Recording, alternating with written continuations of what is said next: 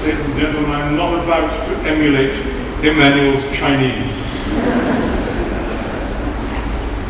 Despite the number of years I've spent here, it wouldn't be fair on you. Esteemed colleagues and friends, I'm honoured that you could join us in Beijing on this lovely spring evening. If you've been a regular visitor to the city, you would have noticed the lasting and deep transformation that Beijing has gone through in the process of preparing for and hosting the Summer Olympics last year. Over the many years that I've spent in Asia, I've come to know Beijing as one of the world's great capitals, a dowager of global influence, of great ambitions and vast powers. I think the Beijing everyone sees today clearly also demonstrates luminous refinement, dazzling poise, and winning imagination.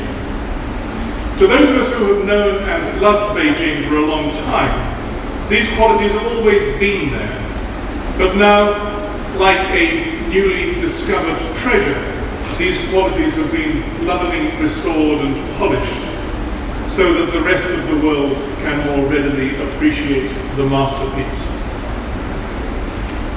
In the midst of what many regard as the financial crisis of our generation, it is only fitting that we gather in the capital of the greatest economic story of our generation to celebrate what has proven to be enduringly good and true about the banking industry.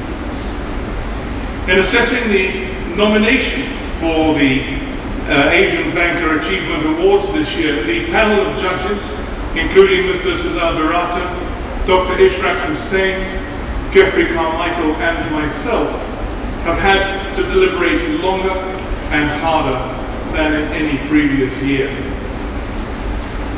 After exhaustive consideration, we have identified a handful of leaders who achieved remarkable results in 2008, one of the most unrelentingly difficult years that we are likely to witness in our industry.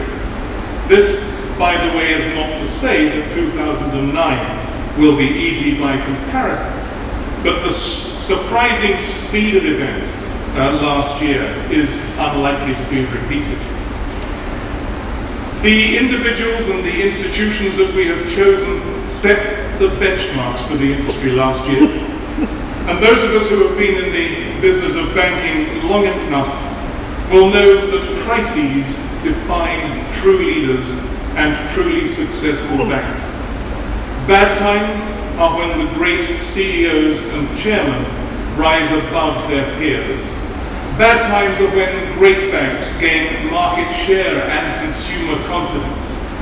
Bad times are when great institutions demonstrate the fundamentals that result in increased dominance in the marketplace when the upswing takes hold. This competitive rule was true in the Latin American debt crisis of the 1970s, the market crash of the late 1980s. It was true again in the Asian crisis of the late 1990s. And it will prove again in today's great global crisis. And so for the rest of this dinner, we honour the individuals and institutions that have achieved the greatest success in 2008. Perhaps more importantly, we will also acknowledge the foundations and sustainability that these successes are built upon. I suspect this year's crop of award winners will be enviably well positioned to be the industry's greatest success stories for many years to come. It is my pleasure to witness this year's most deserving winners enjoying the fruits of their labour, grown from hard work, sound business practices, and ethics that stand the test of time. In conclusion, ladies and gentlemen, friends and colleagues, I hope that you enjoy tonight's dinner, featuring what should be a singularly memorable course of just desserts. Thank you very much.